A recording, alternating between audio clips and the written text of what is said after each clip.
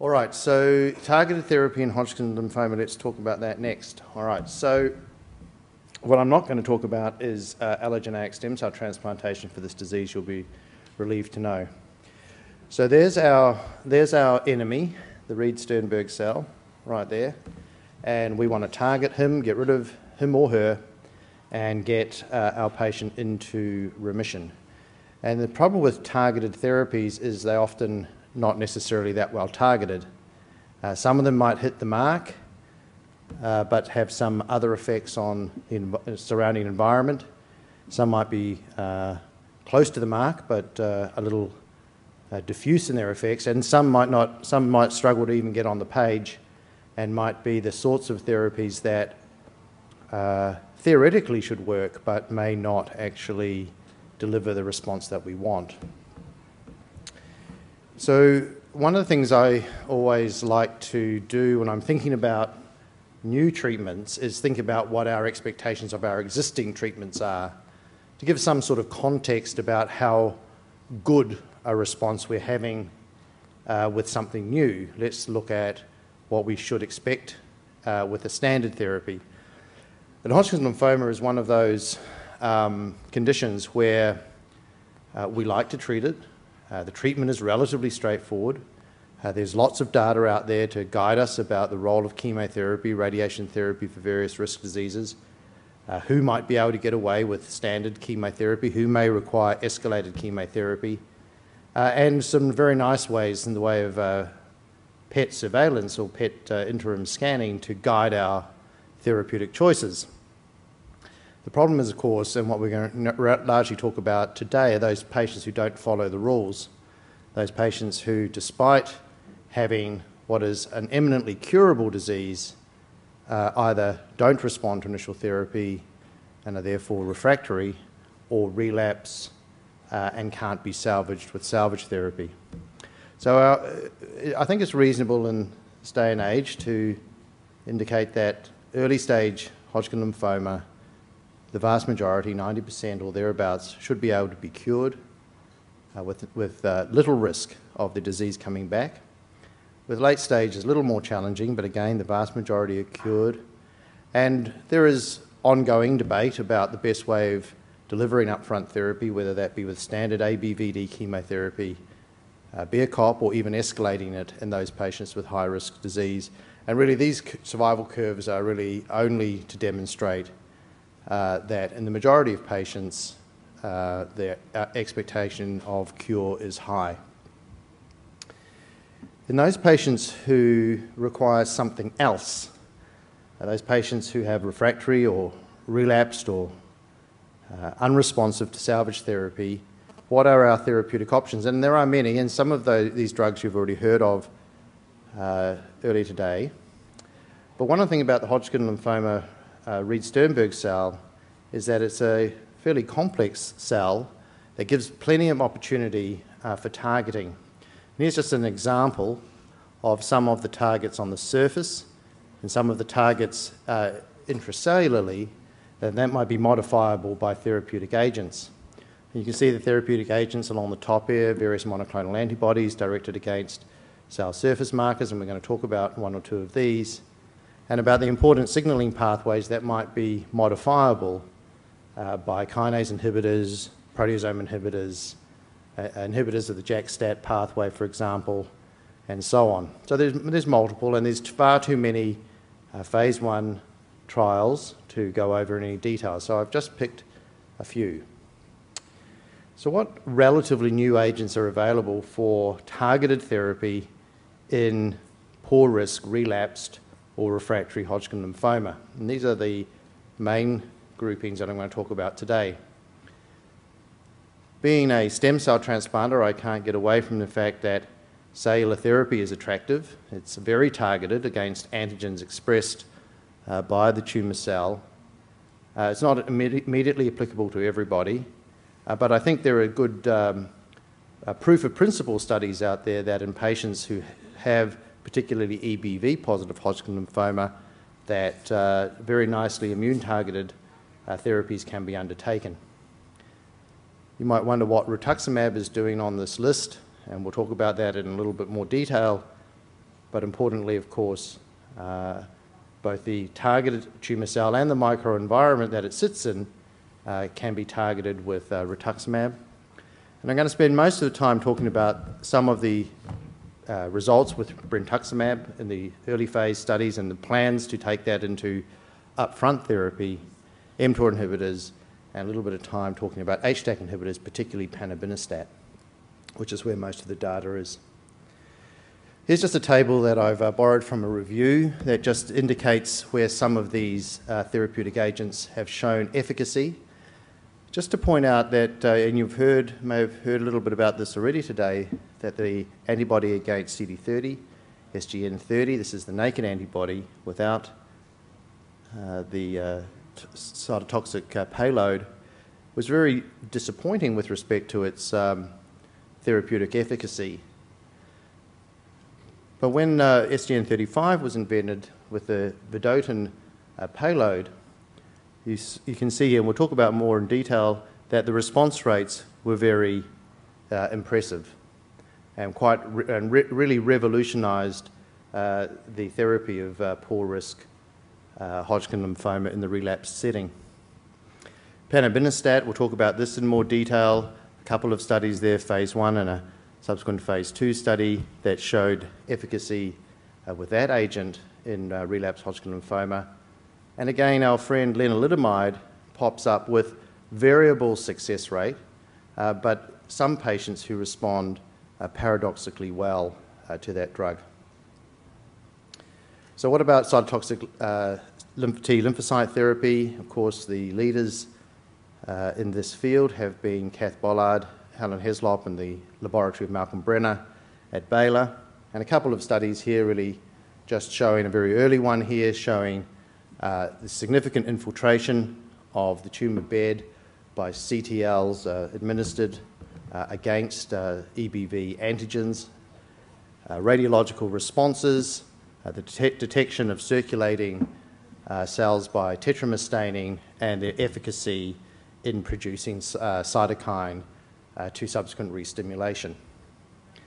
A follow-up study, this one from JX Med, same group, showing clinical responses, showing expansion of the antigen-specific CTLs against EBV antigens, subsequent reciprocal clearance of the EBV DNA load, and infiltration with the CTLs in the tumour bed with resultant loss of LMP-positive cells. So very targeted therapy and one worth thinking about for future application. However, of course, most of what's available to us for these patients is drug therapy. And very rapidly, what we might have considered experimental therapies have been thought about as investigational regimens in the upfront or first-line therapeutic application. I'm going to talk about the evolution of these a little bit, but just really to highlight that there are studies now published about the efficacy of ABVD plus rituximab with subsequent investigations looking at a randomized study with a combination of rituximab, and of course with brentuximab vedotin in combination with chemotherapy, again in a randomized study that is very soon to open. So why rituximab?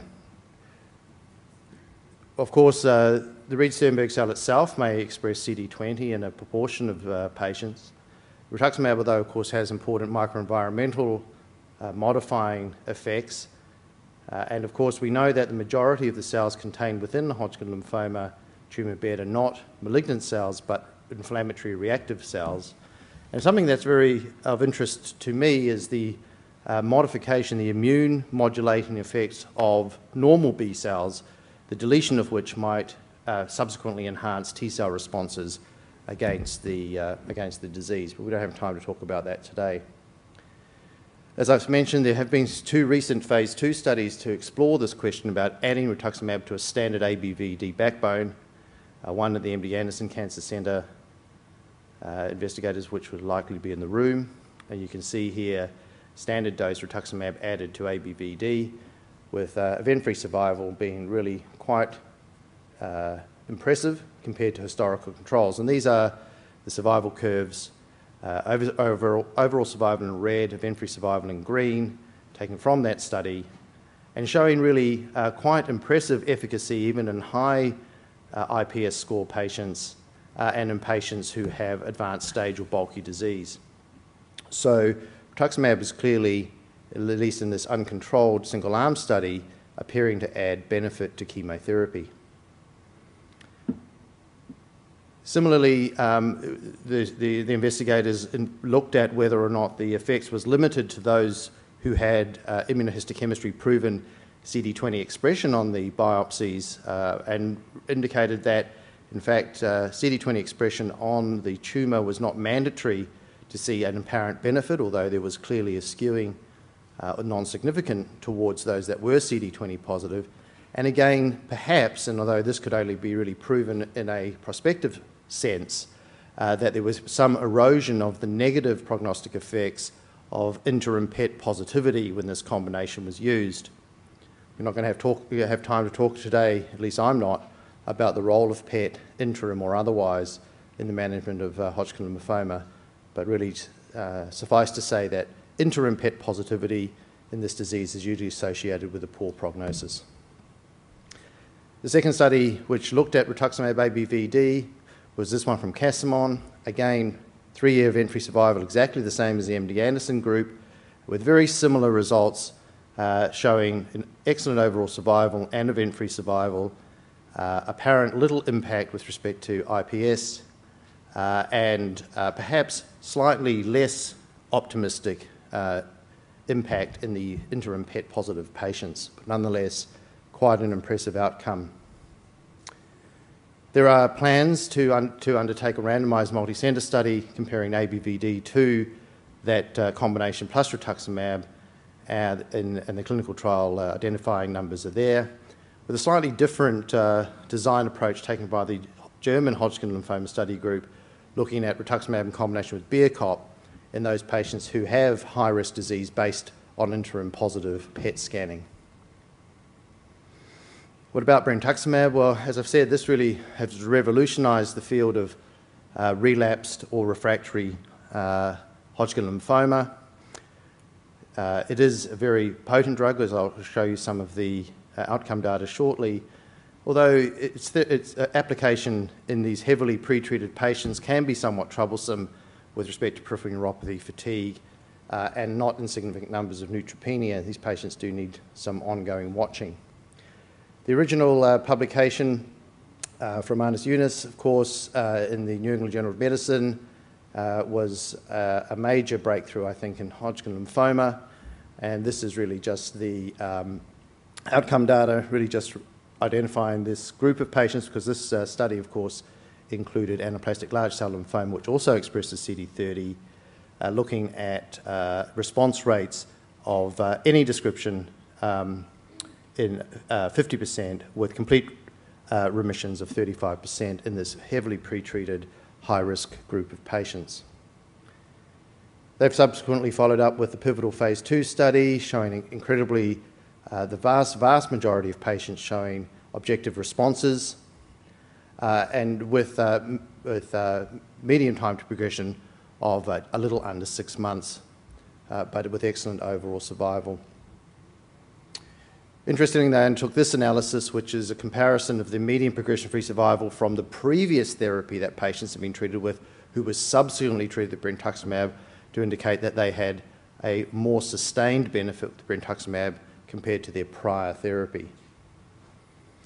And just very recently, in the last couple of weeks, the German Hodgkin study group have published their experience with CD30 positive hematologic malignancies, again a combination of anaplastic and Hodgkin lymphomas, the majority being Hodgkin lymphoma, and they're, if you like, real world, if you can call Germany the real world, their real world experience being very similar to that shown in the phase 2 study, with perhaps their progression-free survival being slightly longer. One of the important things from my perspective is what to do with my patients who relapse their Hodgkin lymphoma after prior exposure to allogeneic stem cell transplantation. And again, some very recent papers here showing that brentuximab is both efficacious and safe in that setting post-allogeneic transplantation, again with median time to progression being not unreasonable in this incredibly heavily treated group of patients. And I think perhaps even more importantly, the role of brentuximab to salvage patients or for patients to have a bridge to allogeneic transplant where they otherwise might not be able to benefit from allogeneic transplant when they have active disease. So again, this brief report showing brentuximab enabling subsequent successful reduced intensity transplantation in these patients with really excellent overall survival and progression-free survival and no apparent increase in non-relapse mortality despite brentuximab exposure. Unfortunately, again, Anders Yunus, who's been a pioneer in this area, showed that the addition of, or the ongoing exposure of bleomycin to brentuximab increased the pulmonary toxicity, and subsequent randomized study is to compare the AVD combination with the brentuximab to standard ABVD. I'm running very short of time, so I just want to quickly go over some studies in the HDAC inhibitors, which I think are the other very interesting group of drugs for this in this setting. You can see here these are just some raw response rates taken from a number of studies looking at different types of HDAC inhibitors, the most impressive being with panobinostat with the largest experience. I won't go into the mechanism of action of HDAC inhibitors, although they are widespread, other than to say that they have direct anti-tumour effects as well as likely altering the microenvironment and potentially the immune response in the patient. Here's some scans from a paper that was published by my group, which was evidence of initial both structural and PET responses in patients with refractory Hodgkin lymphoma exposed to panobinostat. Interestingly, the functional responses appeared to be more profound than the structural responses, and patients subsequently had ongoing benefit from ongoing exposure to this drug. This is the large international multi-centre study, and again you can see from the waterfall plot that the majority of patients had a benefit from exposure to this drug, and approximately 30% had a PR or better.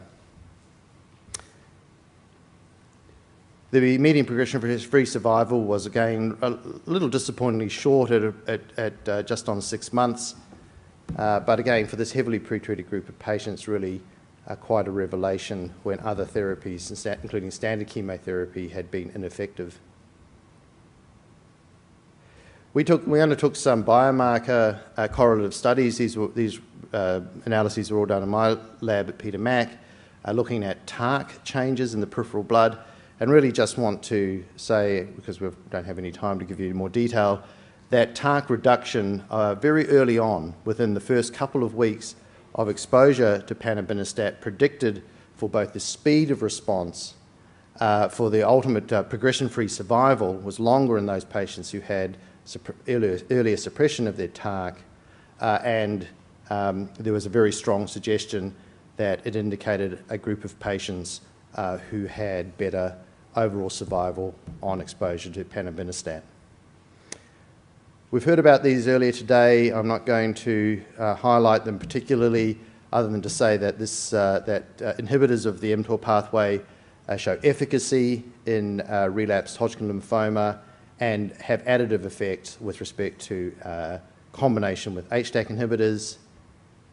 Lenalidomide, our old friend, again,